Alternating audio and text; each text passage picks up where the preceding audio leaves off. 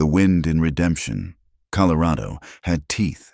It bit at Clara's exposed skin, a dry, relentless hound that had been chewing on this town since its foundation was laid in dust and desperation. It was a wind that carried no promises, only the grit from the plains and the scent of sun-baked pine from the distant mountains. It whipped the hem of her dress, a gray, washed-out thing with more men's than original fabric, around her thin ankles and pushed strands of honey-colored hair into her eyes. She was a ghost of a girl, barely 19, with eyes the color of a stormy sky and a hunger so deep it had hollowed out her bones. In her hand, she clutched a letter. The paper was worn soft as linen at the creases, the ink blurred from the sweat of her palm. It was not a promise of fortune, not even of a decent wage. It was a promise of work, of a roof, of something other than the slow starvation that had stalked her across 2 states. She had walked the last 10 miles, the soles of her shoes worn through to the stockings, and every rock and thorn on the path had felt like a personal judgment. Redemption was little more than a single, wide street carved from the unforgiving earth. A general store, a saloon with swinging doors that wheezed open and shut like a dying man's lungs, a livery stable, a blacksmith's forge ringing with a mournful, rhythmic clang, and at the far end, a stark, white-steepled church that looked as though it were praying for its own survival. People moved with a purpose that felt alien to her. Men with sun-creased faces and calloused hands. Women in bonnets and calico dresses, their backs straight with the effort of holding their lives together in a place designed to break them. Her first stop was the inn, a 2-story clapboard building with the words "Traveler's Rest" painted in faded letters above the door. A woman with a face like a dried apple and hair pulled into a severe knot stood behind a wooden counter. She took one look at Clara, at the dust caked on her cheeks, the wildness in her eyes, the tattered edge of her sleeve, and her lips thinned into a line of disapproval. "No rooms," the woman said before Clara could even speak. Her voice was as brittle as dead leaves. "I have money," Clara lied, her voice a dry rasp. She had 3 cents in her pocket, not enough for a piece of bread, let alone a bed for the night. Just for one night. The woman's gaze was sharp, a physical thing that stripped Clara bare. "We run a respectable establishment here. We don't have room for travelers of your sort." The unspoken words hung in the air, thick and suffocating. Your sort, the kind of woman who arrives alone, with no luggage and a haunted look. The kind of woman who is running from something, defeated. Clara backed away from the counter and out into the biting wind. The rejection was a cold stone in the pit of her stomach, joining the ache of hunger. She walked down the street, feeling the eyes of the town on her. A group of women clustered near the mercantile fell silent as she approached, their whispers following her like wasps. She caught a phrase, carried on the wind. "Ran from a house in Kansas City. They say—" The word struck her with the force of a slap. Her cheeks burned with a shame that was not hers, a story that had been written for her by others. A house. They made it sound so simple, so sordid. They could not imagine the terror, the suffocation of it, the feeling of being a bird in a cage with the door slowly closing. They saw only the dirt on her dress, not the fight that had put it there. She quickened her pace, her gaze fixed on the muddy ground, wishing she could dissolve into the dust and be blown away by the wind. From his seat on a bench outside the land office, Luke Hawthorne watched her. He missed nothing in this town. It was a habit learned in the war, a stillness that allowed him to see the shape of things before they happened. He saw the way the innkeeper's wife had turned the girl away. He saw the cluster of gossiping women and the way the girl's shoulders hunched as she passed them, as if warding off a physical blow. He saw her desperation. It was a language he understood better than most. Luke was in his early 30s, but the war had carved a decade more onto his face. There were lines around his eyes that had nothing to do with laughter. His hair was the color of dark earth, and his shoulders were broad from a life of hard labor. He moved with a quiet economy. A man who wasted nothing, not words, not motion, not emotion. A long, thin scar ran from his temple down his jaw, a pale track that pulled at the corner of his mouth, giving him a perpetually grim expression. The war had given him that scar, and it had taken everything else: his wife, his son, his belief in a just God. All of it burned to ash in the fever camps while he was away fighting for a cause he no longer remembered. Now, all he had was his land, a sprawling, stubborn piece of earth that he worked from sunup to sundown, pouring his grief and his rage into the soil. He watched the girl stop at the edge of town, her body trembling. A lost soul at the edge of the world. He had seen women like her before, chewed up and spat out by a world that had no use for them once their shine was gone. But there was something in the set of her jaw, a flicker of defiance in the way she lifted her chin against the wind. That was different. It was the look of a survivor, not a victim. He had posted the notice in the land office a week ago, a blunt, artless thing written in his spare, angular script. He needed a wife. Not for comfort, not for companionship, but for the simple, cold legality of the Homestead Act. A married man could secure the deed to his 320 acres. A single man was always at risk of having his claim challenged, and the railroad barons were circling like vultures. He had no time for courting, no heart for romance. He just needed a signature on a piece of paper, a transaction. The girl stood there for a long time, her back to the town, staring out at the vast, empty plains. Then, with a deep breath that seemed to draw on some hidden reserve of strength, she turned and began walking back down the main street. She walked with a new purpose, her eyes scanning the notices tacked to the board outside the land office. Luke watched as her gaze settled on his. She read it once, then twice, her brow furrowed in concentration. He saw the conflict in her face, the fear, the humiliation, the dawning of a terrible, necessary idea. She pulled the notice from the board, the paper rattling in her shaking hand, and walked directly toward him. She stopped a few feet away, clutching the paper to her chest like a shield. She was even younger up close, her face smudged with dirt but fine-boned, her eyes wide and frightened. "You're Mr. Hawthorne?" she asked, her voice barely a whisper. He gave a single, slow nod. He did not stand. He did not offer a greeting. He simply waited. She swallowed hard, her throat working. "This notice about a wife." The word felt like a stone in her mouth. She held out the paper, her hand trembling so violently he could see it from where he sat. I came to inquire." Luke's gaze was steady, unreadable. He looked from her face to the tattered dress, to the raw, chapped skin of her hands. He saw it all, the hunger, the fear, the shame, and beneath it all, that flicker of steel. "I have to tell you," she rushed on, the words tumbling out in a torrent of nervous energy. "I am a respectable woman. What they say in this town, it is not true. I am not that kind of woman." Her voice broke on the last words, a quiet, desperate plea for him to believe her.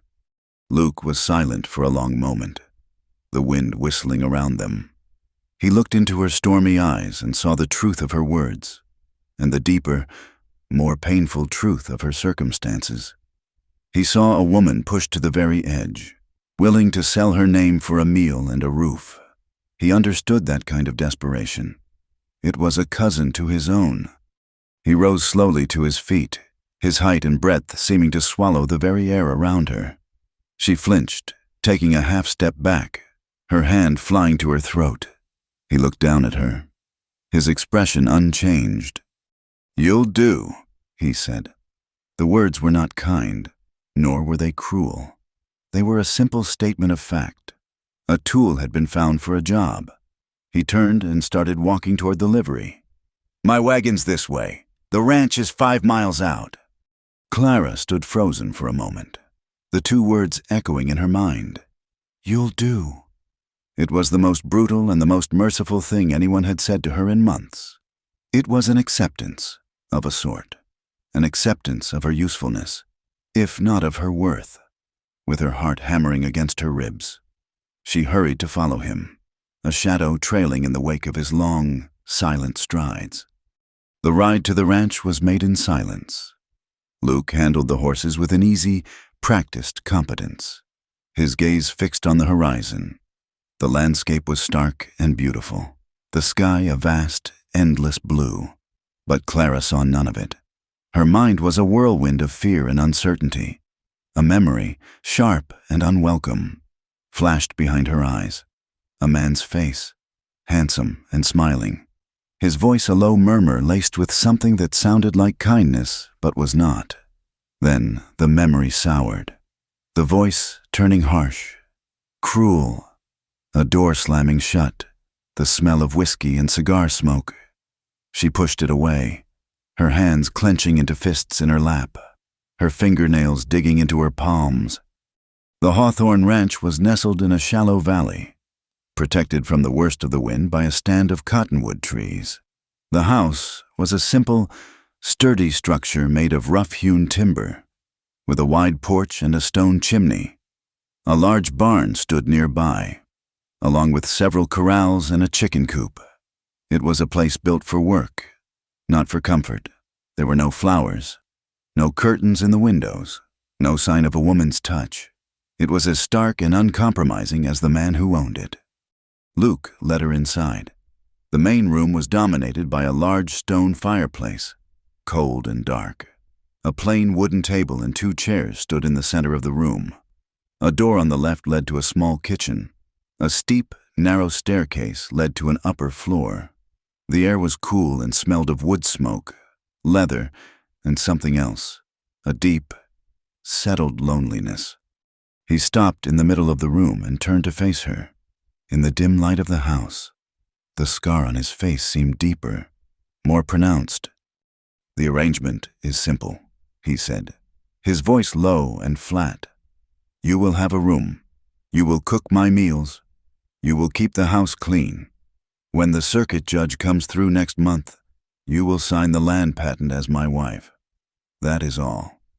He took a step closer, and she had to fight the urge to retreat. His eyes, the color of slate, held hers. "This is my house.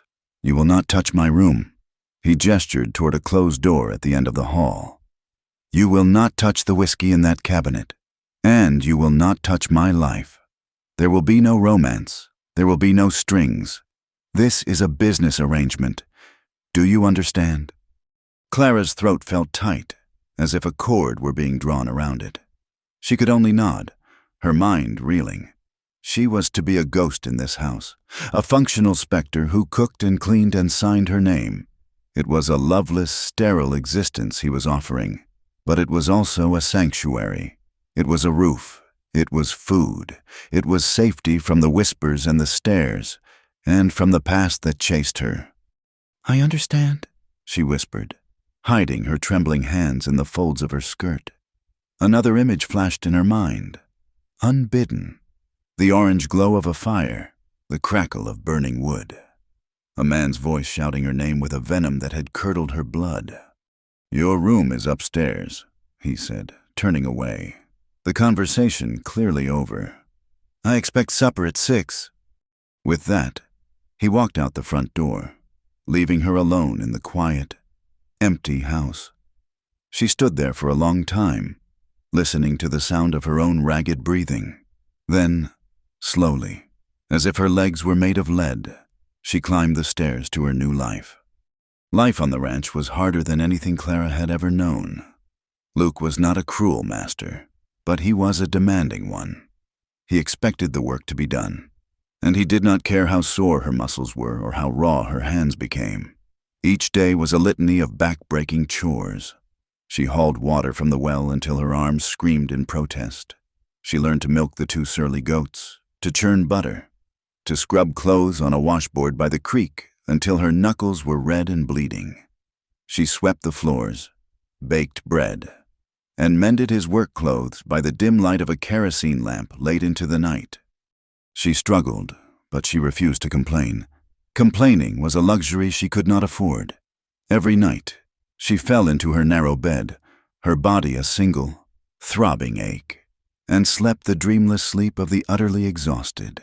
And every morning, she rose before dawn, the chill of the house seeping into her bones, and began again.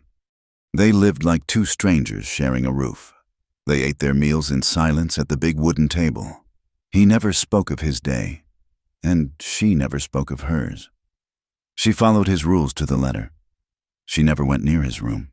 She never touched the cabinet where he kept his whiskey. She kept to her side of the house, a quiet, industrious mouse, and she tried to make herself as small and unnoticeable as possible. Once a week, she rode into Redemption with him in the wagon to buy supplies. The trips were an agony. The whispers followed her everywhere. She felt the weight of the town's judgment like a physical cloak. "That's her," she heard a woman mutter to another outside the mercantile. "The rancher's mail-order bride, no better than she ought to be. I'd wager—" Clara kept her eyes down, her face burning. She finished her shopping as quickly as possible, her hands shaking as she counted out the coins Luke had given her. As she was leaving, a woman blocked her path. She was handsome, with dark, angry eyes and a possessive air. Clara recognized her from town. She had seen her watching Luke with a look of bitter longing. "So you're the one," the woman said, her voice dripping with contempt. She looked Clara up and down, a sneer twisting her lips. "I suppose he thinks a stray like you won't ask any questions. Let me give you some advice. Luke Hawthorne is not a man who can be fixed. He is broken. Do not think for a second that you mean anything to him. You are just a convenience." Clara stood frozen, unable to speak. The woman's words were like stones, each one finding its mark. Finally, she managed to push past her and hurry back to the wagon, her heart pounding with a mixture of fear and humiliation. She did not look at Luke, but she could feel his eyes on her as she climbed onto the seat, her face pale. He said nothing. That afternoon, the dam of her composure finally broke. She was in the barn, forking hay into the stalls, when the woman's venomous words echoed in her mind. "A stray like you. You mean nothing to him." The truth of it, the cold, hard reality of her situation, overwhelmed her. A great, shuddering sob escaped her lips, and then another. She sank down into the hay, burying her face in her hands, and wept. She cried for her lost innocence, for the home she could never return to, for the endless aching loneliness of her life. She cried until she had no tears left, until she was just a hollow, empty shell. She did not hear him approach. She only knew he was there when a shadow fell over her. She looked up, startled, her face streaked with tears and dirt. Luke stood in the doorway of the barn, a silhouette against the bright afternoon sun. His face was unreadable, a mask of stone. She expected him to be angry, to tell her to get back to work. She expected him to turn and walk away. He did neither. He simply stood there for a long moment, his gaze taking in her tear-stained face, her trembling shoulders. Then, without a word, he turned and left. The silence he left behind was heavier than before. Clara pushed herself to her feet, her body feeling heavy and useless, and finished her chores, her mind numb. That evening, as darkness fell over the valley, she sat in her small room upstairs, staring out the window at the first stars pricking the deep velvet of the sky. She was about to light her lamp when she saw a flicker of movement on the porch below. Luke was there. He placed a lantern on the porch post directly outside her door, the one that led from the side of the house into the small hallway at the base of her stairs. He lit the wick, and a soft, golden glow pushed back the encroaching night. He adjusted the flame, then turned and walked back into the main part of the house, disappearing into the shadows. Clara stared at the lantern, her heart giving a strange, painful lurch. He had said nothing. He had offered no words of comfort, but he had seen her in the dark, and he had given her light. It was a small, practical gesture, a silent acknowledgement of her pain. It was more than anyone had offered her in a very long time. Later that night, unable to sleep, She slipped out of the house and walked a little way from the barn, wrapping her arms around herself against the night chill. The sky was a riot of stars, a cold, glittering canopy that stretched on forever. The lantern still burned on the post, a tiny, man-made star in the vast darkness. She thought of the man inside the house, the silent, scarred rancher who kept the world at arm's length. She thought of his quiet observation, his unspoken rules, and his one inexplicable act of kindness. A dangerous, foolish hope tried to flutter in her chest, and she crushed it without mercy. She could not afford to be that kind of fool. "You will not fall for him," she whispered to the unhearing stars. The words were a vow, a prayer to herself. "He is not the kind who can love. He is broken." She looked down at her own raw, calloused hands, at the frayed edge of her sleeve. A wave of the old shame washed over her, cold and familiar. "And you," she added, her voice catching in her throat, "you are not the kind worth loving." The weeks bled into one another, each day marked by the rising and setting of a relentless sun. Clara learned the rhythm of the ranch, a harsh and demanding cadence that left no room for reflection. Her hands, once soft, became a roadmap of her new life, traced with calluses and small, faded scars. She learned the peculiar grunt of the goat that meant its udder was full, the precise amount of lye needed to make soap that would not eat through the skin, and the way the wind shifted just before a rainstorm. The land was teaching her its language, and she was a diligent, if weary, student. She no longer felt like a ghost in the house. She was a part of its machinery, a cog turning in the great, lonely wheel of Luke Hawthorne's existence. Luke remained a fortress. He spoke when necessary. His words clipped and practical, instructions on mending a fence or salting the meat. But he watched her. Clara would feel the weight of his gaze on her back as she hoed the small vegetable garden she had insisted on planting, or as she kneaded dough at the kitchen table, her arms dusted with flour. He never offered praise, but she saw him examine the neat stitches she used to patch his shirt, his eyes lingering for a moment before he gave a curt nod. He noticed things. He saw the way she always took the smaller portion of stew, leaving the pieces with the most meat for him. He saw how she set aside the heel of the bread, which she knew he preferred, even though it was her favorite part as well. One evening, after a particularly grueling day of clearing rocks from a new pasture, he came in for supper to find 2 plates on the table, both laden with an equal, generous serving of rabbit stew. She did not meet his eyes, but a faint flush rose on her cheeks. He ate his meal in the usual silence, but when he was done, he rose and returned from the pantry with a small jar of preserved peaches, setting it on the table between them. It was the first sweet thing she had tasted since her arrival, and the gesture felt so loud in the quiet room that it almost made her weep. The silence between them was a living thing, a vast space that both separated and connected them. It was into this space that Clara finally dropped her most vulnerable secret. They were sitting at the table one evening, the lamp casting a pool of gold on the worn wood. Luke was reading a week-old newspaper from Denver, his brow furrowed. Clara was mending a tear in a grain sack, her needle moving with a practiced rhythm. She glanced at the paper, at the dense blocks of black text that were as indecipherable to her as a foreign language. A familiar, hot shame washed over her. "Mr. Hawthorne?" she began, her voice small.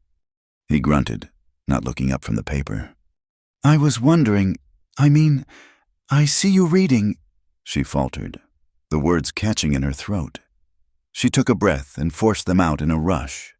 "I cannot read, nor write my own name." The confession hung in the air, a raw and humiliating thing. She expected him to say nothing, or perhaps to make another non-committal sound that would signal the end of the conversation. Instead, the newspaper rustled as he lowered it to the table. He looked at her, his expression unreadable in the flickering lamplight. She braced herself for the judgment, for the dismissal she felt she deserved. He was silent for a long time, his gaze steady. "Get the Bible from the shelf," he said finally. Stunned, she did as he asked, retrieving the heavy, leather-bound book from a small shelf by the fireplace. She placed it on the table before him. He opened it to the first page of Genesis, the paper dry and fragile beneath his large, calloused fingers. "This is an A," he said, his finger tapping the first letter of the first word. His voice was low and even, the same tone he used when explaining how to set a rabbit trap. "It makes the sound, And so began the lessons. Every other night, after the supper dishes were washed and the chores were done, they would sit at the table. He would point, and she would sound out the letters, her voice hesitant and clumsy. He was a patient teacher, a fact that was so at odds with his abrasive exterior that it deeply unsettled her. He never grew frustrated when she stumbled over the same word for the 10th time. He would simply repeat the sound, his voice a low rumble, until she finally got it right. They sat close, their heads bent over the same book, their world shrunk to the small circle of lamplight. She was intensely aware of him, of the scent of pine soap and leather that clung to him, of the way his knuckles brushed hers when he pointed to a new word. The lessons were a strange and fragile intimacy, a bridge being built across the silence, and it terrified them both. The weather turned in late autumn. The sky grew heavy and bruised, and a storm rolled in from the north, a great roaring beast of wind and rain. For 2 days, they were trapped in the house, the world outside a gray, howling chaos. The wind shrieked around the eaves, and rain lashed against the windows in furious sheets. They worked to secure the house, Luke barring the shutters while Clara stuffed rags under the doors to keep the water from seeping in. The enforced proximity made the small house feel even smaller. There was no escaping each other, no work to be done outside that could serve as a distraction. On the second afternoon, Clara was tidying the main room, seeking out small tasks to keep her hands busy. The drawer of a small side table was stuck, and she gave it a hard tug. It flew open with a sudden jerk, and a small, tin-framed photograph slid out and fell to the floor. She picked it up. It was a formal portrait of a younger Luke, his face unmarred by the scar, his eyes clear and untroubled. He wore the blue uniform of a Union soldier. His arm was around a pretty, dark-haired woman who was smiling, and on his knee sat a small boy with Luke's serious eyes and the woman's smile. A family, whole and happy. A life from before the war, before the grief, before the silence. A floorboard creaked behind her. She turned, the photograph still in her hand.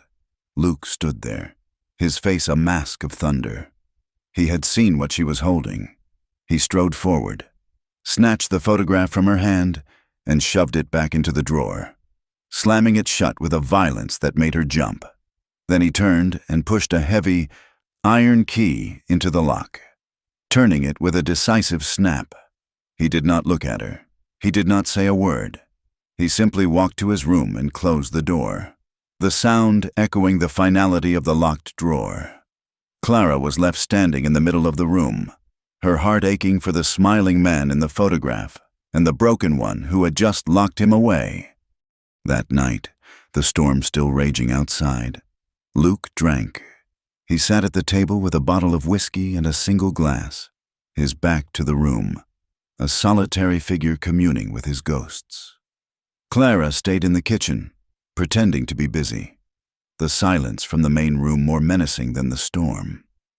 Hours later, when she crept out, he had slumped forward, his head and arms resting on the table, the empty bottle beside him. He was muttering in his sleep, his voice thick with anguish. "Fires, all of them, burning," he groaned, his body twitching. "Too late, should have been there, too late." His pain was a raw, physical thing in the room. Clara's first instinct was to wake him, to pull him from the grip of his nightmare, but she knew that would be a violation of his unwritten rules. His grief was his own, locked away like the photograph. Instead, she retrieved a thick wool blanket from a chest and gently draped it over his broad shoulders. He stirred, but did not wake. She stood for a moment, her hand hovering just above his hair, wanting to offer a comfort she knew he would never accept. Then she retreated to her room, leaving him to fight his battles alone. The next trip to town felt different. The air was crisp and clean after the storm, but the atmosphere in Redemption was as hostile as ever. As Clara was leaving the mercantile, she came face to face with a stout, florid woman with eyes like two small, suspicious birds. It was Martha Henderson, the wife of the town sheriff, a woman who wielded her husband's authority like a weapon. "Well, if it is not the little bride, Mrs. Henderson said, her voice loud enough for everyone on the boardwalk to hear. Several people stopped to watch. "Tell me, dearie, is life on the ranch treating you well? It must be a change for you. I hear that in Kansas City, you were accustomed to earning your money lying down." The words were a public branding. The snickers from the onlookers were like lashes.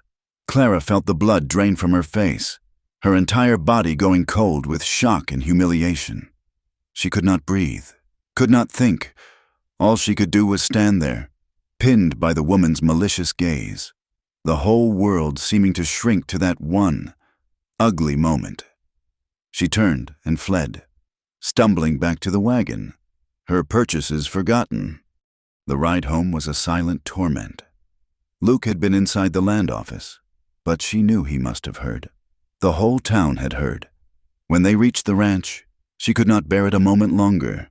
As he was unhitching the team, she slid down from the wagon seat and faced him, her body trembling with a desperate, shaky courage. "Did you hear what she said?" Clara asked, her voice thin but clear. He did not turn to look at her. He continued his work, his movements measured and deliberate. "I heard." "And do you believe it?" she pressed, her voice breaking. "Do you believe I am what they say I am?" He stopped what he was doing. He slowly turned to face her, his expression grim. He looked at her, really looked at her chapped hands, at the defiant tilt of her chin, at the tears shimmering in her stormy eyes. He saw the weeks of back-breaking labor she had performed without complaint. He saw the quiet dignity she carried in the face of the town's scorn. He saw the girl who had covered him with a blanket when he was lost in his own private hell. "I believe what I see," he said, his voice a low gravel. The words were not tender. They were not an avowal of love or even affection, but they were a declaration of faith. He was telling her that he trusted the evidence of his own eyes over the poison of gossip. He was telling her that he saw her. In that moment, it was everything she needed.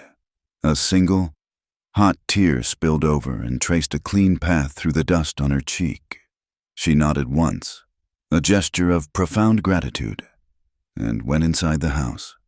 A few nights later, driven by a need to repay his small act of trust, Clara was searching for a tin of baking powder in the back of the pantry.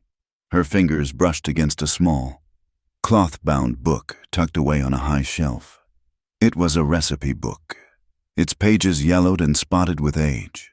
The handwriting was a delicate, feminine script. On the inside cover, an inscription read, "For my dearest son, Luke, may you never go hungry. Your loving mother, Eleanor Hawthorne."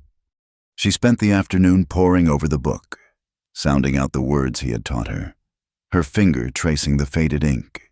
She found a recipe for a simple beef and barley stew, with the notes in the margin about adding extra carrots and a sprig of thyme. That evening, she prepared the stew exactly as the recipe instructed. When Luke came in for supper, the house was filled with a rich, savory aroma he had not smelled in years. He sat down and ate in his customary silence, but she noticed the way he paused after the first bite, his spoon hovering over the bowl. He closed his eyes for just a second, a flicker of some deep, buried emotion crossing his face before the mask slammed back into place. He finished the entire bowl, and the one after that. When he was done, he pushed the empty bowl away and sat staring into the fire for a long time. Clara began to clear the table, her heart fluttering with a nervous hope. just as she reached for his bowl.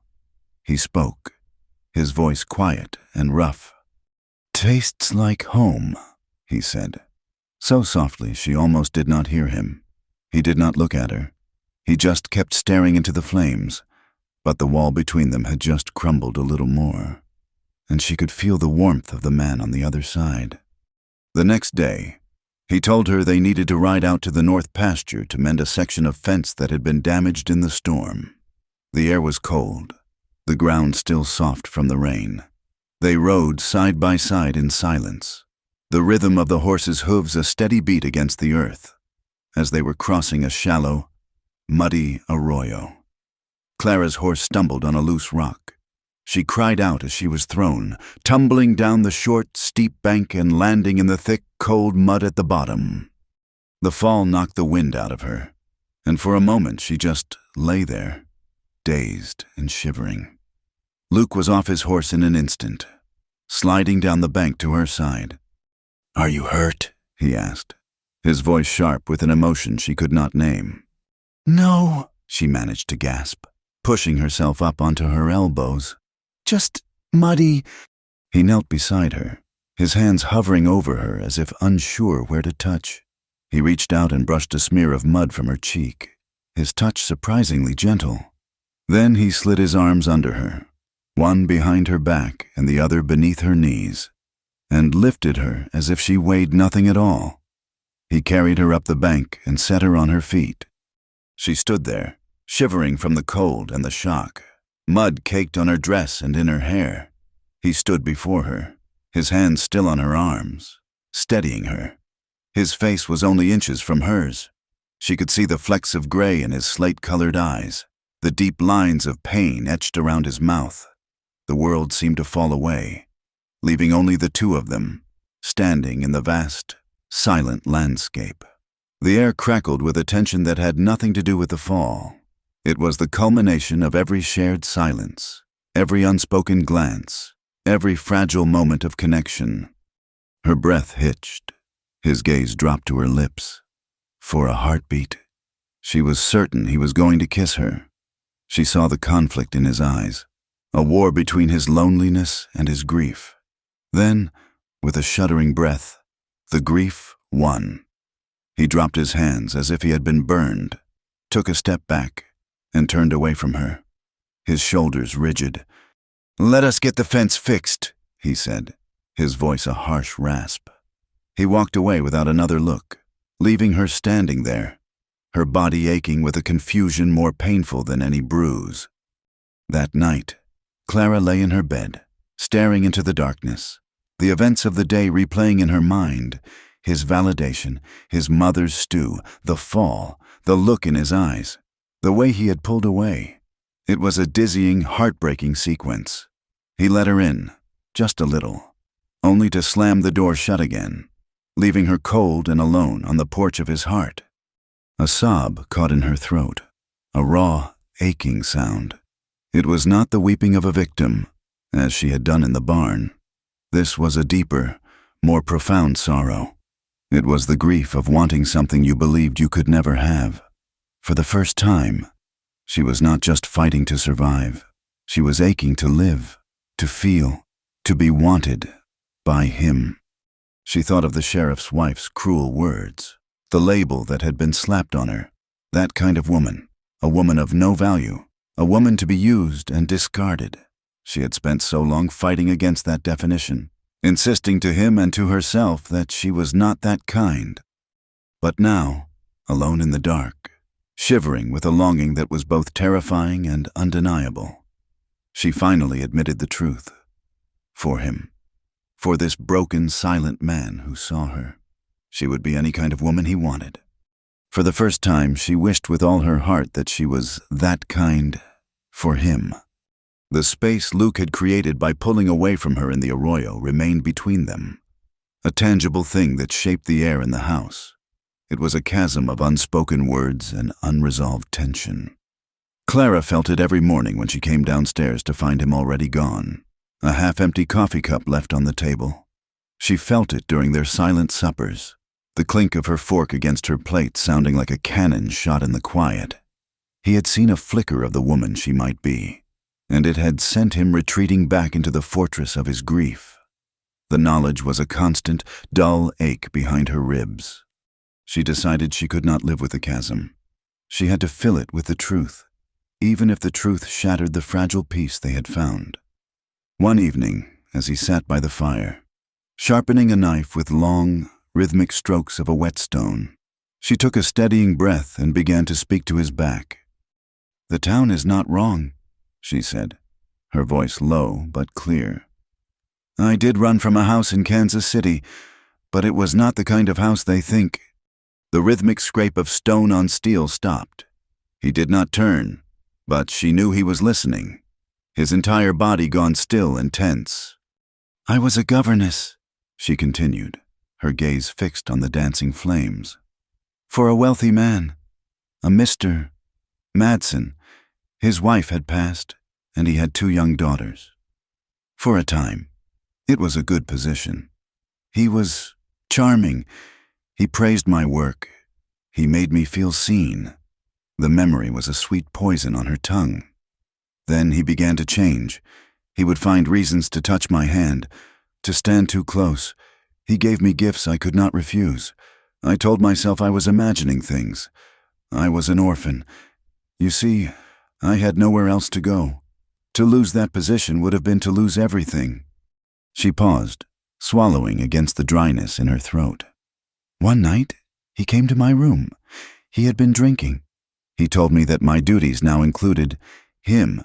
He said that a girl like me, with no family and no prospects, should be grateful for his attention." The scene played out behind her eyes, vivid and terrifying. The smell of whiskey, the gleam of sweat on his forehead, the way the lock on her door had seemed so flimsy. "I refused. He grew angry. He locked me in my room, said he would keep me there until I learned my place. I was a prisoner for 2 days. On the 3rd night, I broke the window with a chair and I climbed out. I ran. I did not stop running until I was out of the city." She wrapped her arms around herself, a chill settling deep in her bones despite the fire. He was a powerful man. He put it about that I had stolen from him, that I was a woman of loose morals who had tried to seduce him. The story followed me. No one would hire a governess with such a rumor attached to her name. I lost my position, my reputation, my home. I lost everything. She fell silent, her story laid bare in the quiet room. She had offered him the ugliest, most painful part of herself.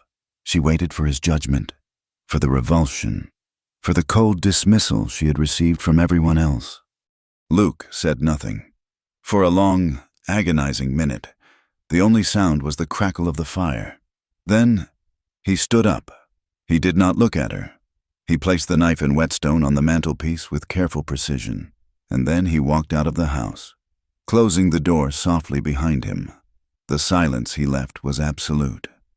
Clara sank into a chair, her body trembling, certain she had just destroyed the one sanctuary she had ever known. The next morning, long before dawn, a violent, rhythmic chopping sound woke her.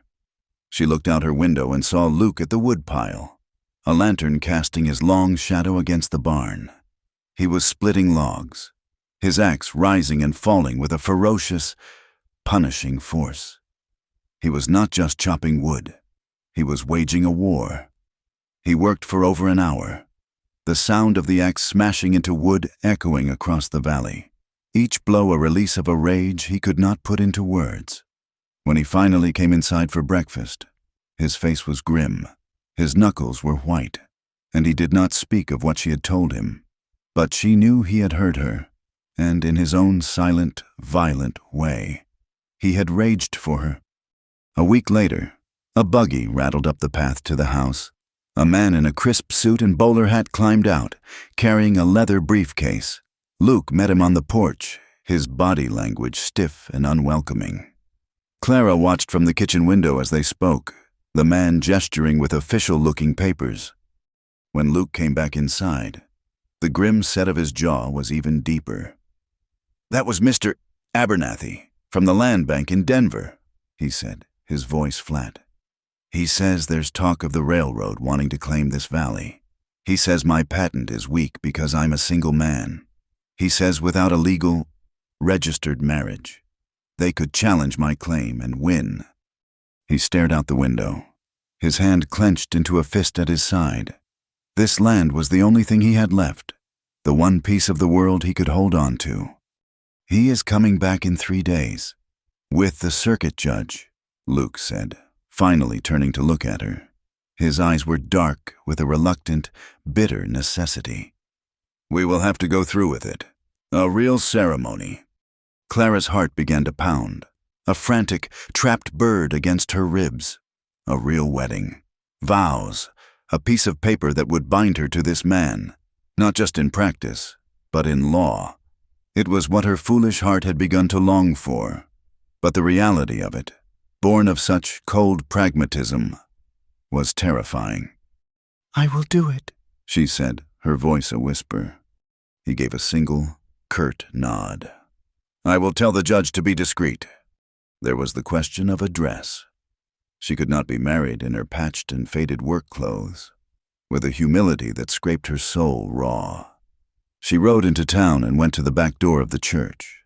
The pastor's wife, a kind, careworn woman named Mrs. Gable, listened to her request with the gentle eyes that held no judgment.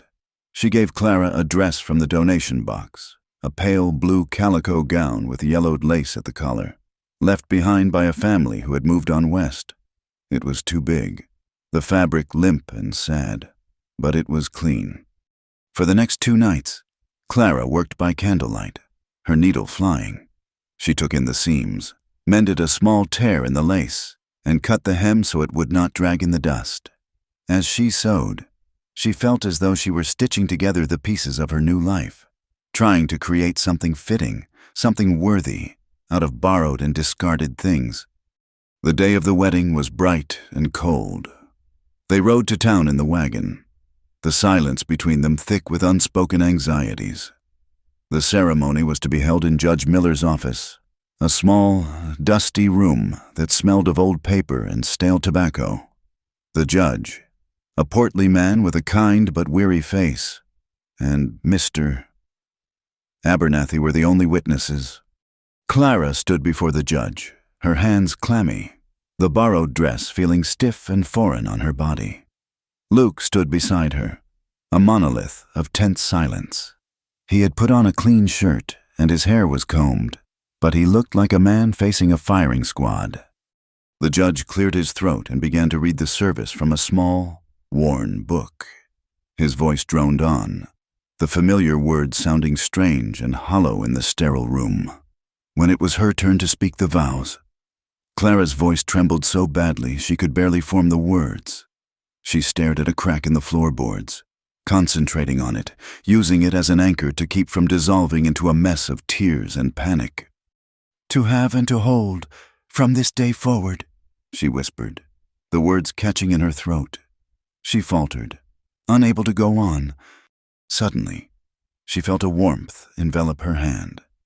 Under the table, out of sight of the judge and the banker, Luke had taken her hand in his. His grasp was firm, steady, his calloused palm a solid, grounding presence. She drew a shaky breath, gathering strength from his touch, and managed to finish her vows. When it was his turn, his voice was a low rasp, the words torn from him.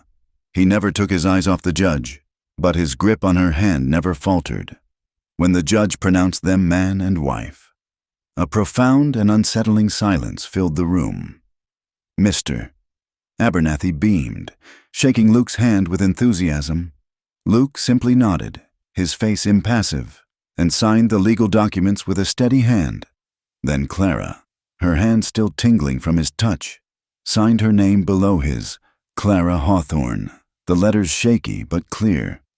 That night, the house felt different. The legal fact of their union seemed to settle into the very timbers of the building. After a supper they barely touched. They sat before the fire. He had not gone to his whiskey, and for that, she was grateful. She poured them each a mug of coffee, the familiar ritual a comfort in the strange new landscape of their lives. She watched him stare into the flames. his profile carved by light and shadow. The question that had been haunting her rose to her lips before she could stop it. "Do you think I am that kind now?" she whispered, her voice barely audible over the fire. "A respectable woman." He was silent for a long time, and she thought he would not answer. She felt a familiar sting of shame, wishing she could pull the vulnerable words back from the air. When he finally spoke, he did not look at her. His gaze remained fixed on the fire. "I think you are braver than me," he said, his voice low and rough with an emotion she had never heard from him before. The words struck her with more force than a physical blow. He had not answered her question. He had given her something far more valuable. He had not seen her as a category, respectable or not, but as a person. He had seen her strength, and he had measured it against his own and found himself wanting, in that moment, sitting in the quiet firelight. Legally his wife, but in every other way a stranger. She felt a love for him so fierce and so painful it stole her breath. The days that followed were charged with a new, fragile intimacy. One evening, a few days after the wedding, a soft breeze carried the sound of a distant fiddle from a dance in town. Clara stood on the porch, listening, a wave of longing washing over her for a life she had never had, a life of simple joys and easy laughter. Luke came to stand beside her, leaning against the porch railing. They stood in silence for a long time, listening to the faint music. "I do not know how to dance," she admitted quietly, embarrassed by the confession. "Neither do I," he said.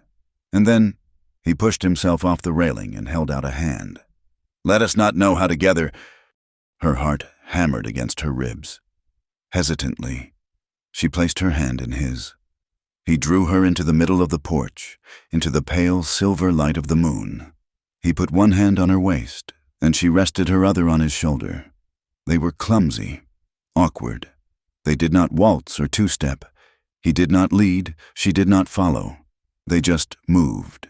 A slow, shuffling rhythm that was entirely their own. Two solitary people finding their footing together under a canopy of stars. As they swayed in the darkness, he began to speak, his voice a low murmur against her hair. Her name was Sarah, he said, and she knew instantly he was talking about the woman in the photograph. She had a laugh that could make flowers grow. We had a son, Thomas. He had her smile. He pulled back slightly, his eyes looking past her, into a memory. "When the war started, I thought it was my duty to go. I thought I was protecting them. She begged me not to. I promised I would be home in a year." A bitter, self-recriminating sound escaped his lips. "The war dragged on. The fever came through the camps, and then the towns. It took them both. In the same week. I got the letter a month later. I was hundreds of miles away, fighting for a piece of ground I cannot even remember the name of, while my whole world burned down." His voice was raw with a grief that was still as fresh as an open wound. "I never forgave myself for leaving, for not being there to hold her hand, for not being there to protect my son. I came back from the war, but I left myself buried back there with them." Tears streamed silently down Clara's face, for his loss, for his pain, for the terrible weight he carried. She lifted a hand and gently touched the scar on his jaw. "It was not your fault," she whispered. He looked down at her then, his eyes dark with a maelstrom of emotions. He leaned in, his face drawing closer to hers, and for the second time, she was sure he was going to kiss her. Her eyes fluttered shut, her lips parting in anticipation. She could feel his breath on her skin, warm and close. Then, a bitter laugh broke the spell.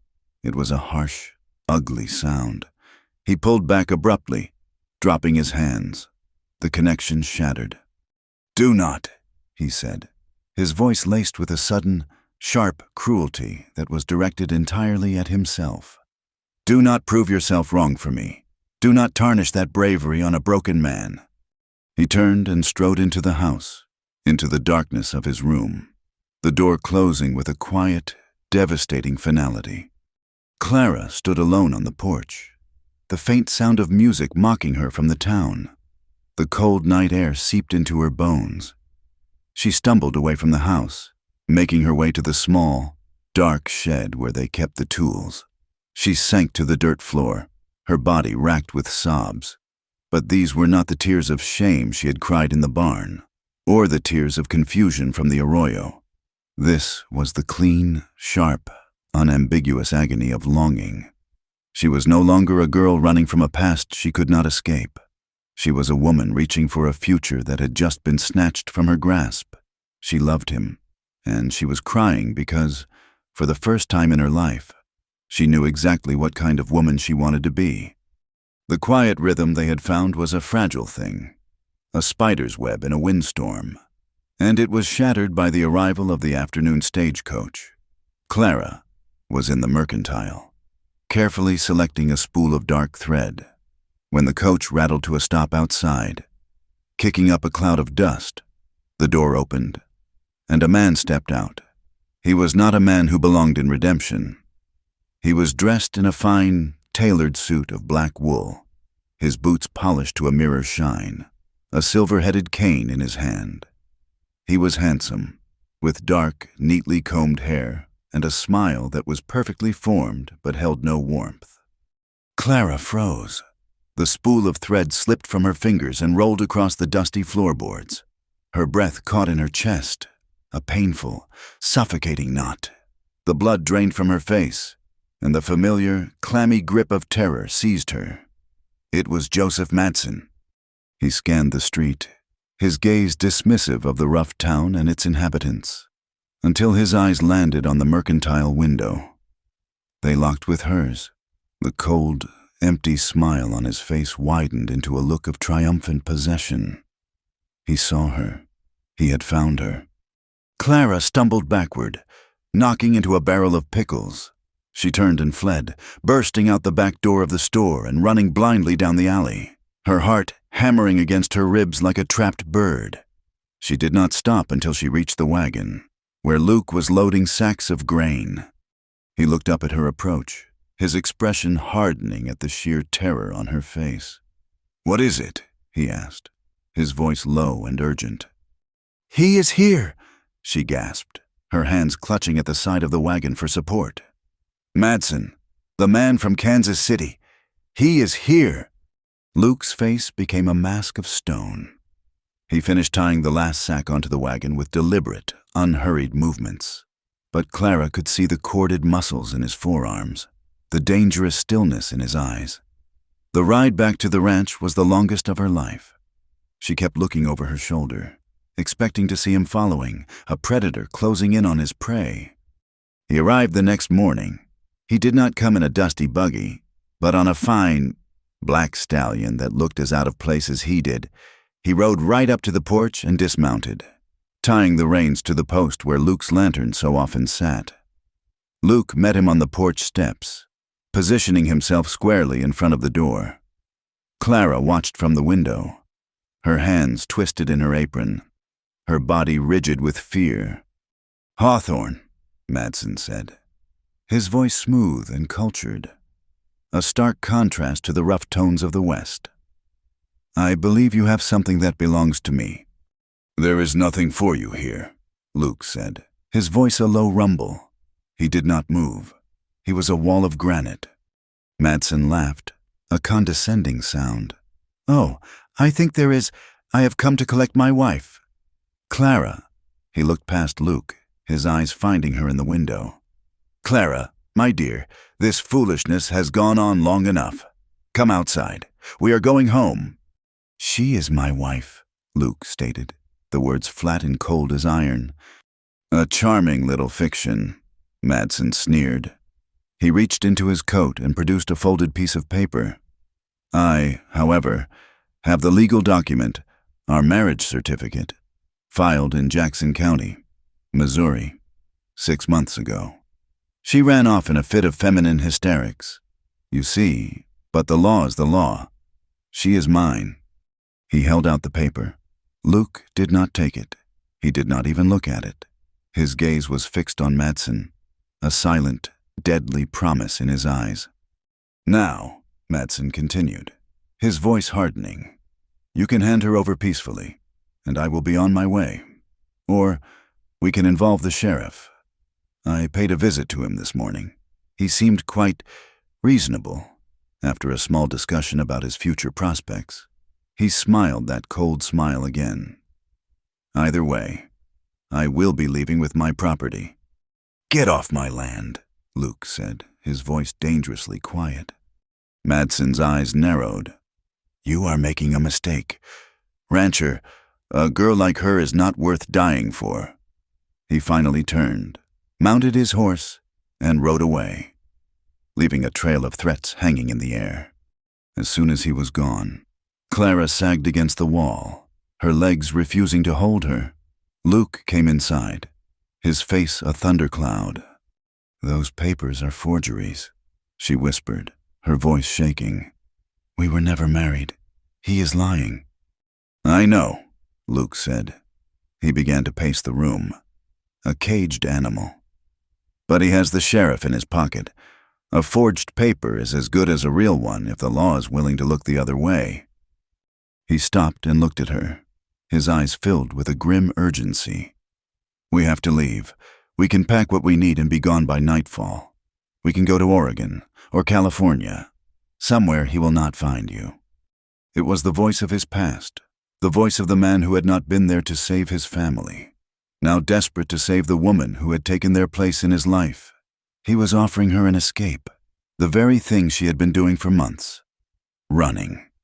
But as she looked at him, at the fierce, protective light in his eyes, something inside her shifted. The fear was still there, a cold, hard knot in her stomach. But alongside it, a new feeling was taking root, a stubborn, defiant anger. She had been running her whole life, from her lonely childhood as an orphan, from Madsen's cruelty, from the town's judgment. She was tired of running. This small, quiet house, this broken, silent man, this was her home. It was the only one she had ever had, and she would not be run out of it. No, she said, her voice quiet but firm. She pushed herself away from the wall and stood to face him, lifting her chin. I will not run. Running is what he expects. It is what I have always done. Running means he wins. I will not be the girl who runs anymore. Luke stared at her, seeing not the frightened waif who had arrived in redemption, but a woman of formidable strength. He saw her terror, and he saw her refusing to bow to it. The raw courage of it stunned him into silence. He saw his own plan for what it was. Another retreat, another flight from a battle he was afraid to lose. She was right. He gave a slow, reluctant nod. All right, he said, his voice rough. We do not run, we fight. The next afternoon, he took her to a clearing behind the barn. In his hands, he held a long, heavy Winchester rifle. If you are going to stay, he said, his tone all business. You need to know how to use this. He showed her how to hold it, how to brace the stock against her shoulder, how to sight down the long barrel. The rifle was heavy and awkward in her arms, the cold steel a foreign and frightening weight. He stood behind her, his body close, his arms coming around her to adjust her grip. She could feel the warmth of his chest against her back, his breath stirring the hair at her temple as he murmured instructions in her ear. Squeeze the trigger, he said, his voice a low rumble. Do not pull it. She took a shaky breath, aimed at the tin can he had set on a fence post 50 yards away, and squeezed. The rifle bucked against her shoulder with a deafening roar, the force of it throwing her back against him. The bullet kicked up dirt a foot to the left of the can. She was clumsy. She was frightened of the noise, of the power she held in her hands, but she was determined. For hours, she practiced, loading and firing, her shoulder growing bruised and sore. Luke stayed with her, his patience unwavering. He corrected her stance, adjusted her aim, his hands gentle on her arms, his voice a steady presence that calmed her shaking nerves. Finally, late in the afternoon, she squeezed the trigger, and the tin can flew off the post with a satisfying ping. A small, triumphant smile touched her lips. She looked back at Luke, her face flushed with exertion and pride. He was watching her, and for the first time since she had met him, a genuine, unguarded smile touched his lips. It was a small, fleeting thing, but it transformed his face, chasing away the shadows and revealing a glimpse of the man he had been before the war. "You will do," he said. And this time, the words were filled with a warmth that made her heart ache. Their fragile alliance was tested a few nights later. Luke had ridden into town for supplies, promising to be back before dark. But darkness fell, and he did not return. A cold dread began to creep over Clara.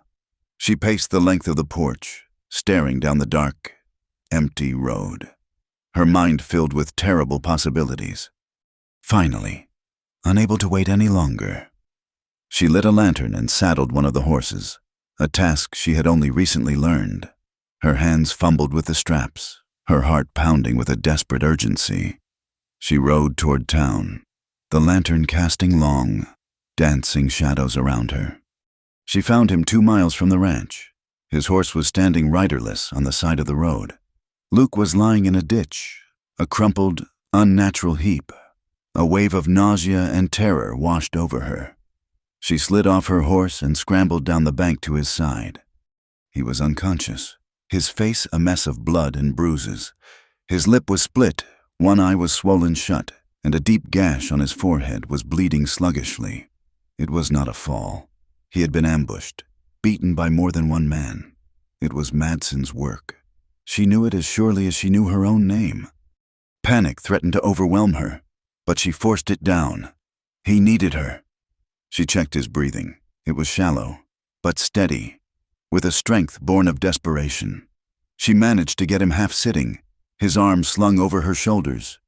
He was a dead weight, his body limp. Somehow, she dragged him up the embankment and, with a final, monumental effort, hauled him onto his horse. She mounted behind him, her arms wrapped tightly around his waist to hold him steady, and began the slow, agonizing journey back to the ranch. She spent the night by his side, a vigil of fear and love. She cleaned his wounds with shaking hands, the sting of the antiseptic on his broken skin making her flinch in sympathy. She stitched the gash on his forehead, her new sewing skills put to a gruesome and terrifying test. She bathed his face with cool water, murmuring his name, begging him to wake up. He was lost in a world of his own, muttering feverishly, his words a jumble of battlefields and names she did not recognize. Sarah, Thomas, he cried out for them in his sleep, his hands clenching the blankets. Clara's heart broke for him, for the unending grief he carried. In the darkest hour before the dawn, as he lay still and quiet, his breathing finally deep and even, she leaned close, her lips brushing his ear. The words she had held locked in her heart for so long spilled out in a raw, broken whisper, a confession meant only for him and the shadows. "I would have given myself to you," she whispered, tears streaming down her face and dripping onto his blood-stained shirt. "If you had asked, I would have—" He began to heal, his body as stubborn and resilient as his spirit. But Clara knew that his physical wounds were the least of their problems. Madsen would not stop. He had shown he was willing to use violence, and next time, he might kill Luke. The law was on Madsen's side. Bought and paid for, they were trapped. A new resolve hardened within her. Luke had tried to protect her by teaching her to fight. Now, she would protect him by using the one weapon she had, her mind.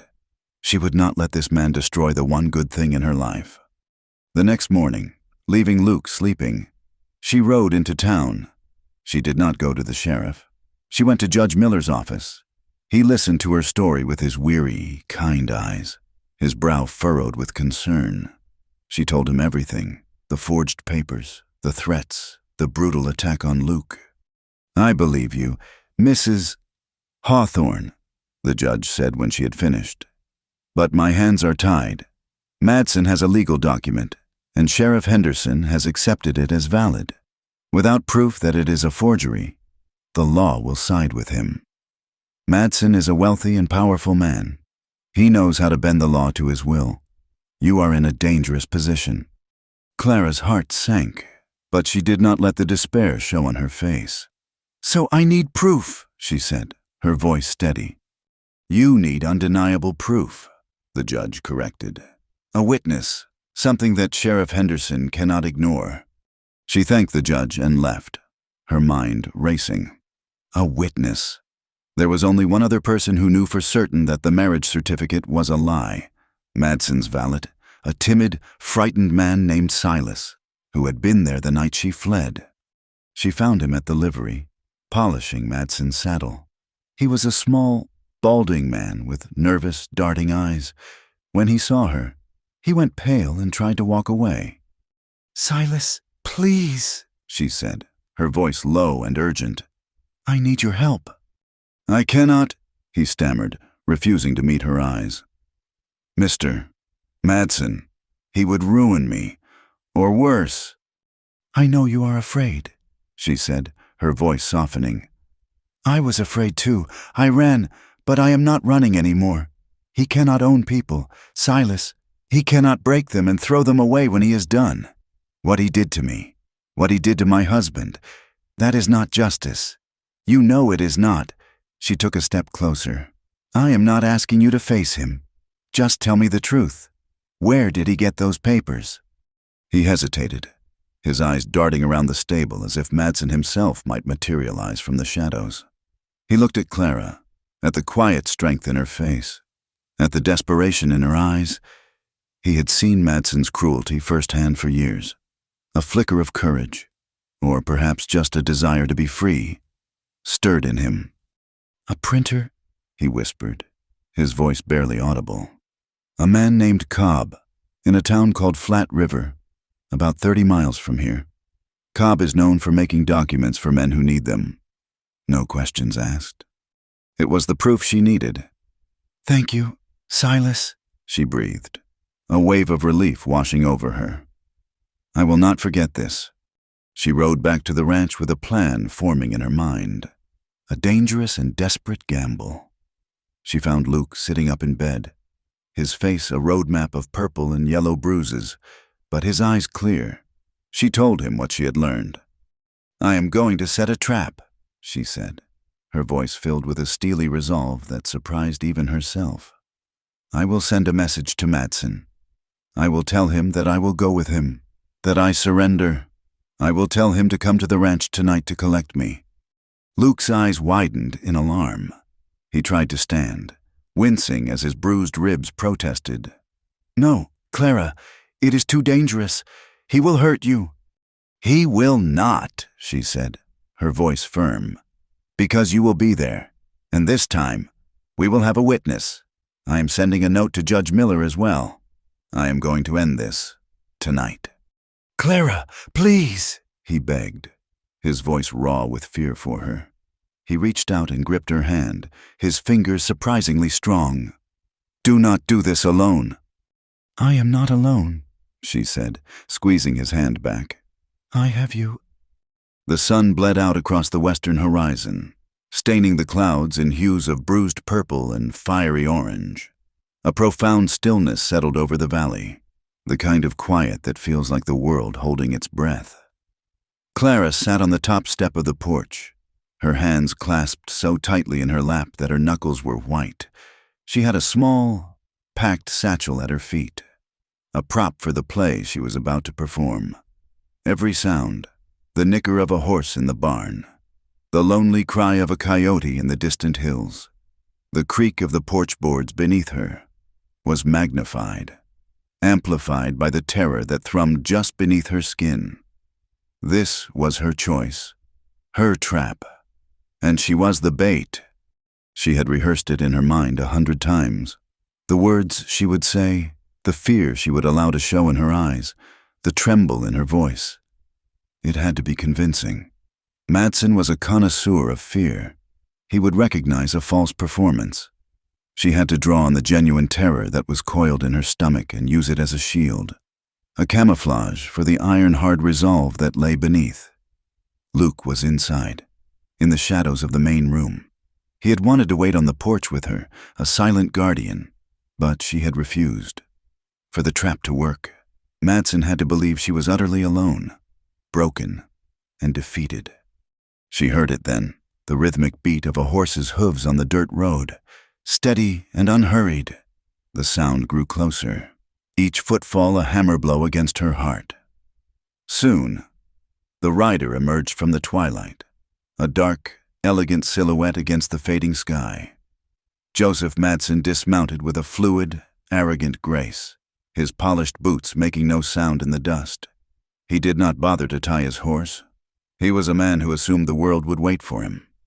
He ascended the porch steps, his gaze sweeping over her, a look of smug satisfaction on his handsome face. He stopped before her, tapping his silver-headed cane against the steps. "Well, Clara," he said, his voice a low, proprietary purr. "I am pleased to see you have come to your senses. I received your little note. It seems the rustic life does not agree with you after all." He gestured to the satchel with his cane. "Is that all you have? No matter. I will buy you finer things than this desolate place has ever seen." Clara forced herself to look up at him, to meet his cold, empty eyes. She allowed her lip to tremble. "I am ready to go," she whispered, the words tasting like ash in her mouth. "There is nothing for me here." "Of course there is not," he said with a soft, cruel laugh. He reached out and stroked her cheek with the back of his fingers, his touch making her skin crawl. She flinched but did not pull away. "You were never meant for this kind of life. You were meant for better things, for my things. You belong to me, Clara. You have always belonged to me. You just needed to be reminded of your place." He stepped past her and pushed open the door to the house, striding inside as if he owned it. "Now, where is your brutish husband? I should like to have a final word with the man who thought he could steal my property." At that moment, a shadow detached itself from the deeper darkness near the fireplace. Luke stepped into the dim lamplight, the long, lethal barrel of the Winchester rifle held steady in his hands. He was not aiming it at Madsen, but held it across his chest in a way that was both a promise and a warning. His bruised face was a grim mask, his eyes burning with a cold, contained fury. Madsen stopped, his smug expression faltering for only a fraction of a second before it was replaced by a look of amused contempt. He laughed, the sound echoing in the tense silence of the room. "Ah, the noble protector. A little late. Are you not, rancher? Your wife has already surrendered. She knows where she belongs." "She is not your wife," Luke said, his voice a low growl. "And she is not going anywhere." Madsen's eyes glittered with malice. He took a step closer to Luke, his confidence unshaken. "And you think you can stop me with that? You would not shoot me. You are a man of honor, I am told, a war hero. Men like you do not shoot unarmed men in your own home, especially not over a girl who does not even know what she is." He flicked a dismissive glance at Clara, who still stood in the doorway. Is she a respectable bride, a runaway governess, a woman of the night? She cannot even decide. She is a broken, confused little thing. You would risk your life for that? The words were designed to wound, to find the cracks in their fragile bond and shatter it. But as Clara looked at Luke, she saw no doubt in his eyes, no hesitation. She saw only an unwavering certainty. The standoff stretched, the air in the room growing thick and heavy, the silence punctuated only by the crackle of the low fire in the hearth. Madsen's hand tightened on his silver-headed cane. Clara knew he was goading Luke, trying to provoke him into an action that would put him on the wrong side of the law. The tense tableau was broken by the sound of approaching horses, more than one this time, coming at a steady, purposeful clip. Madsen's head snapped toward the door, a flicker of irritation crossing his face. A moment later, two figures appeared in the doorway behind Clara. The first was Sheriff Henderson, his face flushed, his expression a mixture of anger and unease. The second was Judge Miller, his face calm and resolute. "Madsen," the sheriff grumbled, his hand resting on the butt of his pistol. There is a complaint against you. Judge Miller has issued a warrant. Madsen stared at the judge, his sneer returning. A warrant? On what grounds? This is a private, domestic matter. I am here to retrieve my lawfully wedded wife. That is a matter for the court to decide, Judge Miller said, his voice carrying the quiet authority of the law. He stepped into the room, his gaze moving from Madsen to the rifle in Luke's hands, and finally to Clara. He gave her a small, almost imperceptible nod. Mr. Madsen, you are accused of coercion, assault, and the procurement of a fraudulent legal document. That is absurd, Madsen scoffed. I have a marriage certificate. It is perfectly legal. Is it? The judge asked calmly. He looked toward the door. Silas, would you come in, please? Madsen's valet shuffled into the room, his face pale, his eyes fixed on the floor. He was trembling, but he walked to stand beside the judge. Silas, you were in the employ of Mr. Madsen in Kansas City, were you not? The judge asked. Yes, Your Honor, Silas whispered. And you were present when he procured a marriage certificate bearing his name and that of Clara Fairchild? Yes, Your Honor. And was Miss Fairchild present at this time? Silas took a shaky breath and finally looked up, his gaze darting to Madsen's furious face before settling on Clara.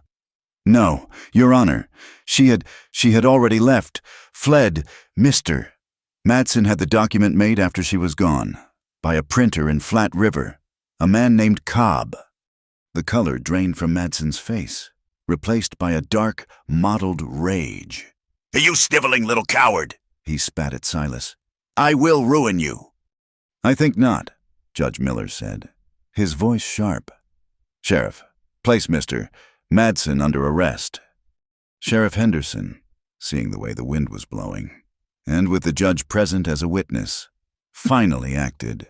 He drew his pistol and stepped toward Madsen. Joseph Madsen, you are under arrest. For a moment, it seemed Madsen might fight, his body coiled like a snake, his hand gripping the head of his cane. Then, with a look of pure venom at Clara, he slowly raised his hands. As the sheriff clamped iron cuffs around his wrists, his rage boiled over into a torrent of vicious threats. This is not over, you little whore, he snarled at Clara, his handsome face twisted into an ugly mask. You will pay for this, both of you. I will see this ranch burned to the ground and you buried under it. The sheriff hauled him out of the house, his threats echoing into the night until the sound of the horses faded into the distance. The sudden silence that descended was deafening. The danger was gone. It was over. The strength that had held Clara together, the iron resolve that had allowed her to face her tormentor, suddenly dissolved. A great, shuddering tremor ran through her body. The room began to swim before her eyes, the lamplight blurring into a hazy smear.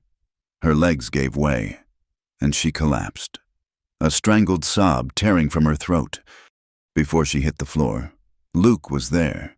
He had set the rifle aside and crossed the room in 2 long strides, catching her as she fell. He swept her up into his arms, holding her tightly against his chest. She buried her face in his shirt, and the dam of her control finally broke. She began to sob, great, wrenching gasps of fear and relief and grief that shook her entire frame. She cried for the girl who had been locked in a room, for the woman who had been publicly shamed, and for the simple, overwhelming relief of being safe. Luke held her, his arms a circle of unshakable strength around her. He did not speak. He just held her, stroking her hair, absorbing her tears, his body a shield against the ghosts that had haunted her for so long. He carried her inside, kicking the door shut behind them, and gently set her down in the chair by the fire. This time he did not leave. He did not retreat to his room or to the bottle. He knelt before her, taking her trembling hands in his. He waited patiently for the storm of her sobs to subside, his gaze never leaving her face. When her tears finally slowed to a quiet, hiccuping aftermath, she looked at him through her tear-spiked lashes. The firelight cast a warm glow on his bruised face, softening the harsh lines, illuminating the raw emotion in his eyes. He had faced down her demon, not with violence, but with a quiet, unyielding belief in her. He had trusted her plan, trusted her strength. He had put himself in her hands. Slowly, tenderly, he raised one of her hands to his lips and pressed a gentle kiss to her knuckles. The simple, reverent gesture undid her all over again. A fresh wave of tears welled in her eyes, but these were not tears of pain. They were tears of a profound and overwhelming gratitude. "It is over, Clara," he whispered, his voice thick with emotion. "He cannot hurt you anymore." She looked at him, at this silent, broken man who had given her a home, who had taught her to read, who had taught her to fight, who had believed in her when she could not believe in herself. The love she felt for him was a living, breathing thing inside her, so powerful it felt as though it might burst from her chest. Leaning forward, she closed the small space between them and pressed her lips to his. It was a slow, trembling kiss, hesitant and uncertain, tasting of salt and wood smoke and a shared, desperate hope. It was not a kiss of passion, but of healing. It was the mending of two broken souls, a quiet promise made in the firelight. When she finally pulled back, her eyes were shining in the soft light, clear and luminous. A small, watery smile touched her lips. "Maybe I am that kind," she whispered, her voice catching. He reached up and gently brushed a stray tear from her cheek with his thumb, his rough skin a startlingly tender caress. A slow, gentle smile, the one she had only seen once before, touched his own lips, transforming his face. "Not for anyone else," he replied, his voice a low, gravelly promise. "Just for me." He rose, pulling her to her feet, and led her not to her own small, lonely room upstairs, nor to his, but together into the room that had been his alone for so long. That night, there were no more barriers between them, no more unspoken rules or invisible lines. Their coming together was not rushed or wild, but a slow, quiet exploration, an act of profound intimacy and trust. It was a healing, a communion of two people who had been scarred by the world, who found in each other's arms a sanctuary, a home, a place where their broken pieces could finally, gently, be made whole. They were not just a man and a woman. They were survivors, finding their salvation in the quiet, sacred dark. The next morning, Clara awoke to the sound of sawing. She was alone in the bed, the sheets beside her cool, but the indentation of his body remained. She dressed and went outside, the morning air crisp and clean, smelling of pine and damp earth. The world felt new, washed clean of the fear that had stained it for so long. Luke was by the side of the house, between two sawhorses, a length of fresh-cut pine before him. He worked with a focused, peaceful energy she had never seen in him before. He was not raging against the wood, he was shaping it. As she watched, she saw that he was building something, a set of shelves. He looked up as she approached, and the smile he gave her was easy and natural. A sunrise after a long night. He gestured to his handiwork. 4 long, sturdy shelves set within a simple, solid frame. "It will go on the wall by the fire," he said, his voice holding a new, light cadence. "For your books." She looked at the bookshelf, her heart swelling with an emotion so profound she could not name it. It was more beautiful than any piece of jewelry, more precious than any gift she could imagine. It was a promise. It was a future. He ran his hand over the smooth, planed wood. "You are going to fill it," he said, his eyes meeting hers, full of a quiet, certain love. "And I will read every page."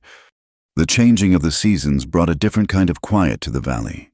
It was no longer the heavy, oppressive silence of two strangers sharing a roof, but a soft, comfortable quiet that spoke of a shared life. A peace that had been hard-won and was now fiercely cherished. The bookshelf Luke had built stood against the wall by the fireplace, its raw pine smelling of the forest. It was no longer empty. A half-dozen books, purchased on their weekly trips to town, now occupied the top shelf, a collection of Shakespeare's sonnets, a worn copy of a Dickens novel, an almanac. They were the foundation of a new world, one built of words and shared understanding. Luke had healed, the bruises on his face fading to faint shadows, the gash on his forehead becoming a thin, pale line that joined the older, deeper scar on his jaw. But the true healing was not on his skin.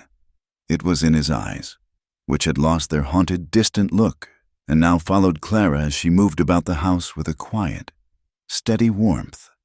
He spoke more, his words no longer clipped and reluctant, but offered with an easy cadence.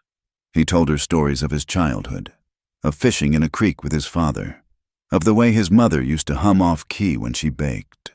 He was sharing the pieces of himself he had kept locked away, and with each story, Clara felt the last of the walls around his heart crumble to dust. Life settled into a gentle rhythm. In the mornings, they worked together, mending fences, tending to the small vegetable garden that was now flourishing under Clara's care. In the evenings, after supper, she would read to him by the firelight, her voice growing stronger and more confident with each page. Sometimes he would simply listen, his eyes closed, and sometimes he would take the book from her and read a passage himself, his low, rough voice giving a surprising gravitas to the poetry. News of Madson's arrest and subsequent trial in Denver had filtered back to Redemption. The truth of Clara's story, confirmed by the judge and Madson's own valet, spread through the town like a slow-moving but persistent tide. The whispers did not stop overnight, but their tone began to change. The scorn was replaced by a grudging respect, then by a quiet curiosity. Clara's transformation from town pariah to respected member of the community began with a single child, one of their few ranch hands. A quiet man named Thomas had a young son, a boy of 7 with bright, inquisitive eyes who could not yet read his own name. Knowing of Clara's own journey with literacy, Thomas hesitantly asked if she might be willing to teach his boy his letters. And so, the porch became a schoolhouse. Every afternoon, the boy would sit with Clara at a small, makeshift table, his brow furrowed in concentration as she guided his hand in forming the letters of the alphabet. Soon, the blacksmith's daughter joined them, and then the 2 sons of a farmer from the next valley over. They came to her, these children of the harsh frontier, hungry for the knowledge that would open up the world to them. The sight of the Hawthorne bride, patiently teaching a growing flock of children on her porch, did more to change the town's opinion of her than any gossip or official verdict ever could. They no longer saw a woman with a mysterious, sordid past. They saw a teacher. They saw a woman of substance and kindness. The nods she received in town became warmer, the greetings more frequent. Women who had once crossed the street to avoid her now stopped to ask after her pupils. The mercantile owner began to ask for her opinion on new bolts of cloth. She was no longer just Luke's wife. She was becoming Clara, a woman in her own right. One crisp autumn afternoon, Mr. Abernathy, the banker, made another visit to the ranch. He found Luke and Clara on the porch, surrounded by 4 children, all of them engrossed in a story she was reading aloud. He waited quietly until the lesson was over and the children had been sent on their way. Mrs. Hawthorne, Mr. Hawthorne, he said, tipping his hat, a broad, genuine smile on his face. He looked from the warm, domestic scene on the porch to the sturdy, well-kept ranch around them. He saw the easy, affectionate way Luke put a hand on Clara's shoulder. I came by to deliver the final, official deed from the land office, but I can see now that the paperwork is merely a formality. His eyes twinkled. It seems you have forged a very real marriage indeed. Congratulations to you both. The words, so different from the cold, legalistic tone of his first visit, were a quiet affirmation of all they had built. The marriage of convenience had become the bedrock of their lives. a truth far more solid than any legal document. But the land that had given them a sanctuary was unforgiving. The following summer, the rain stopped. The sky became a vast, pale, unforgiving sheet of blue. The creek that ran through the valley dwindled to a muddy trickle. The grass in the pastures turned yellow, then a brittle, dusty brown. The sun beat down with a relentless, punishing heat, cracking the earth into a mosaic of thirsty fissures. A drought. The old-timers called it the worst in a decade. Fear, as dry and choking as the dust, settled over redemption. Men gathered in anxious knots outside the saloon, their faces grim, their talk of withered crops and starving cattle. The women grew quiet, their movements strained, as they tried to make their dwindling supplies last. Clara saw the growing desperation and knew that waiting for the sky to change was not an answer. The frightened girl who had arrived in redemption a year ago would have hidden in the house, praying for the trial to pass. But she was not that girl anymore. She rode into town with Luke, not as his silent companion, but as his partner. She sought out the pastor's wife, Mrs. Gable, and together they called a town meeting in the church. At first, the men were skeptical, murmuring amongst themselves, unaccustomed to seeing a woman take the lead. But Clara spoke with a calm, clear voice that commanded their attention. "We cannot make it rain," she said, her gaze sweeping over the worried faces. "But we can help each other survive until it does. The creek may be low, but the Hawthorne Ranch has a deep well, fed by a spring that has never run dry. Others may have stores of grain, or hay. If we share what we have, if we ration our water and our food together, we can all make it through." She laid out a plan for a community water wagon, for a shared stockpile of feed, for neighbors to help neighbors whose wells had gone dry. She was not pleading, she was organizing, she was a leader. Luke stood at the back of the church, his arms crossed, watching her with a look of profound pride. He saw not the woman he had rescued, but the woman who was now rescuing them all. Her newfound status was put to the test a few days later in the mercantile. The air in the store was tense, the shelves looking emptier than usual. As Clara was paying for a small bag of flour, Martha Henderson, the sheriff's wife, pushed her way to the front. "Well, I suppose it is easy to be generous when you are sitting on the deepest well in the valley," Mrs. Henderson said, her voice dripping with its old, familiar venom.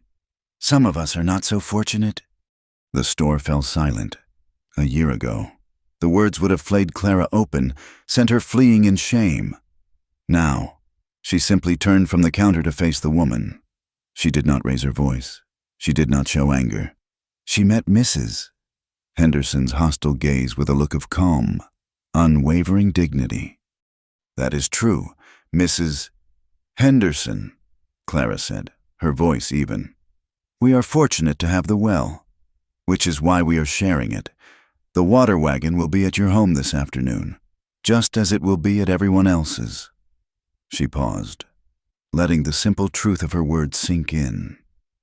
A drought does not care about gossip or reputation. It threatens us all equally. We will survive it together, or not at all. She gave a polite, final nod, picked up her flour, and walked out of the store, her back straight, her head held high. A low murmur of approval rippled through the onlookers. Martha Henderson was left standing alone, her face flushed with a mixture of anger and public defeat. Clara had not just answered an insult, she had claimed her place in the community, and she had done it with a grace and strength that no one could deny. The drought was finally broken by a furious thunderstorm in late summer. But the lightning that brought the rain also brought a new danger.